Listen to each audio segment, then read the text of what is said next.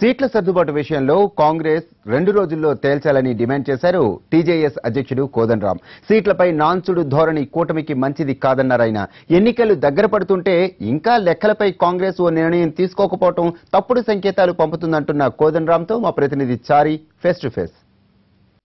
తెలంగాణ రాష్ట్ర రాజకీయాల్లో ఇప్పుడు హాట్ టాపిక్ కోదండరాం మహాకూటమిలో కొనసాగుతారా? సీట్ల సర్దుబాటుపై కాంగ్రెస్కి పెట్టినటువంటి డెడ్ లైన్ ఏంటి? ఈ విషయాలన్నీ ఆయనతోటే మాట్లాడదాం.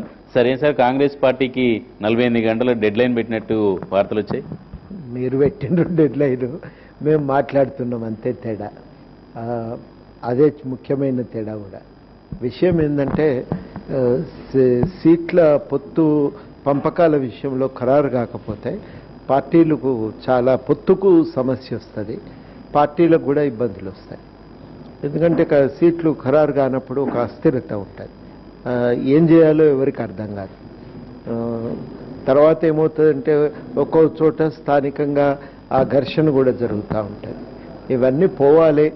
నిజంగా ఇప్పుడు ఒక మంచి వాతావరణంలో ప్రజలందరూ కోరుకుంటున్నారు ఐక్యత రావాలని. వచ్చిన ఐక్యత పట్ల చాలా సహృదయంతో ప్రజలందరూ కూడా దాన్ని హర్షిస్తున్నారు, మద్దతు తెలియజేస్తున్నారు. కానీ చాలా ముఖ్యమైన విషయం, మా మట్టుకు మేము దీన్ని నిలబెట్టడానికి, ముందుకు నడిపించడానికి ఒక పద్ధతిగా ఒక ప్రయత్నం కూడా చేస్తూ ఉన్నాం. ప్రధానమైనటువంటి సమస్య ఎక్కడొస్తున్నదంటే సీట్ల పంపకాల విషయంలో లెక్కలు తేలకపోయేసరికి ఇబ్బంది వస్తున్నది. అది నానబెట్టి కాలయాపన చేస్తే ఎన్నికలు దగ్గరకు వస్తున్నాయి, ప్రచారానికి పోవాలి. ఇది మేము ప్రధానంగా అనుకుంటున్నాం. దాని విషయమే బాధ్యత కాంగ్రెస్ మీద ఉంటుంది కాబట్టి కొంత తొందరగా నిర్ణయం జరగాలి. తేలకపోతే ఇబ్బందులు వస్తాయనేది మా అభిప్రాయం. దాన్ని వారికి తెలియజెప్పటం కూడా జరిగింది.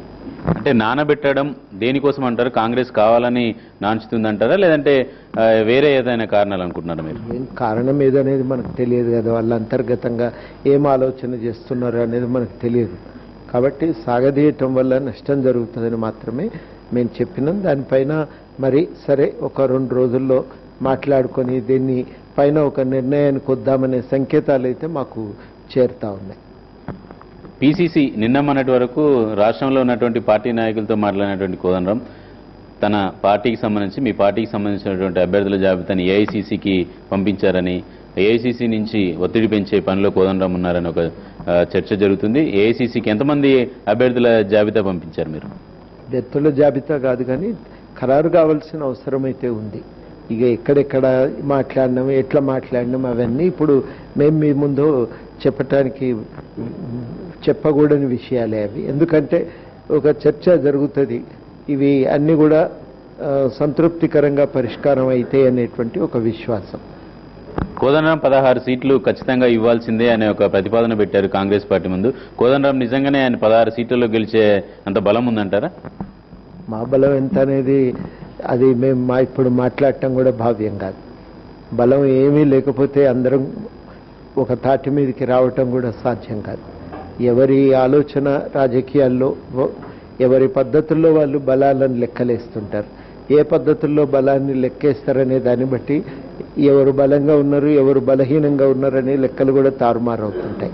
అందుకని వాటి జోలికి పోతే గందరగోళం తప్ప ప్రయోజనమే ఉండదు. కాంగ్రెస్ పార్టీలో కొంతమంది సీనియర్ నాయకులు చెప్తున్నారు, తెలంగాణలో టీడీపీతో పొత్తు పెట్టుకుంటే సరిపోతుంది, మిగతా పక్షాలన్నిటితో పొత్తు అవసరం లేదనే అభిప్రాయాన్ని నిన్న మొన్న కాంగ్రెస్ పార్టీకి సంబంధించిన సమావేశాల్లో వాళ్ళ అభిప్రాయాన్ని కూడా వ్యక్తం చేశారు. అది ఎంతవరకు సంబంధించమంటారు? నిజంగానే కాంగ్రెస్ పార్టీకి అలాంటి పరిస్థితి ఉందండి? ఇక మాకు అధికారికంగా చెప్పిన విషయాలపైన మేము మాట్లాడగలుగుతాం, వ్యాఖ్యానించగలుగుతాం. ఈ పుకార్లన్నింటి మీద మాట్లాడితే అది మంచిది కాదు. అసలు ఇప్పటి వరకు ఏ స్థాయిలో ఉన్నాయి సార్ చర్చలు? మీరు ఎన్ని సీట్లు అడిగారు? కాంగ్రెస్ ఎంత సుముఖంగా ఉందంటారు? ఎన్ని సీట్లు? పూర్తిగా చర్చ జరుగుతుంది తప్పకుండా. అవన్నీ విషయాలు ఇంకా ఇప్పటికిప్పుడు నేను మాట్లాడని ఎక్కువ వివరంగా జరుగుతుంది. కొంత పురోగతి ఉంది.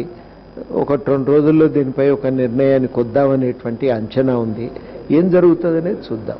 1-2 రోజుల్లో సీట్ల సర్దుబాటుకు సంబంధించి వ్యవహారం కొలికి రాకపోతే మీ పార్టీ ఎట్లాంటి నిర్ణయాన్ని తీసుకోబోతుంది? ఆ 2 రోజుల తర్వాతనే దానిపైన వివరాలు చెప్తాం. అంటే ప్రధానంగా ఎన్నికలు, మీ పొలిటికల్ సైన్స్ ప్రొఫెసర్, దానికి చెప్పడానికి మీకు చెప్పడానికి ఏం లేదు. కానీ రాజకీయ పార్టీలు ఎన్నికలు ఒకవైపు షెడ్యూల్ వచ్చింది, ఒకవైపు సీట్ల మీరు అన్ని పార్టీల్లో కలిపి ఉమ్మడి కార్యాచరణ కూడా సిద్ధం చేశారు.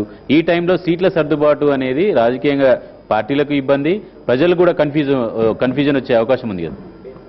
వాస్తవం, సీట్ల సర్దుబాటు, దానిపైన రకరకాలైనటువంటి పుకార్లు, అవన్నీ కూడా వార్తలు విశేషంగా అది ప్రచారం దొరకటము, ఇవన్నీ గందరగోళానికే దారితీస్తున్నాయి. దాంట్లో అనుమానం ఏం అవసరం లేదు.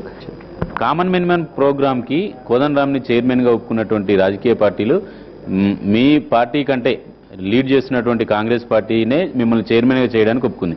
కానీ కోదండరాం సీట్ల సర్దుబాటు విషయంలో మాత్రం ఎందుకు పట్టుదలతో ఉన్నారు? పార్టీ మనుగడ కూడా ముఖ్యం. పార్టీ మనుగడ ముఖ్యమే. పార్టీ అస్తిత్వాన్ని కాపాడుకోవాలి. దానికి లోబడి అన్ని విషయాలపైన ఒక సమగ్రంగా ఒక ఒప్పందం, ఒక నిర్ణయం జరిగితే బాగుంటుంది. అంటే మామూలుగా ఏదైనా ఏ పక్షమైనా కూటమిగా ఏర్పాటు చేసేటప్పుడు సీట్ల సర్దుబాటు గురించి మాట్లాడిన తర్వాత మిగతా అంశాలు ఉంటాయి. కానీ ఇక్కడ ఎజెండా ఫిక్స్ చేసుకున్న తర్వాత సీట్ల గురించి మాట్లాడుతున్నారు.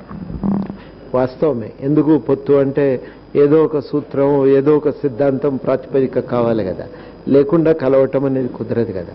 ఆ సిద్ధాంతం ప్రాతిపదికని మాట్లాడటానికి మేము ప్రయత్నం చేస్తున్నాం. కూటమి కంటిన్యూ అవుతుందని కోదండరాం సార్ చెప్పగలుగుతారా? విశ్వాసం ఉంది. మేము కూటమిని నిలబెట్టడానికి అన్ని రకాలుగా ప్రయత్నం చేస్తున్నాం.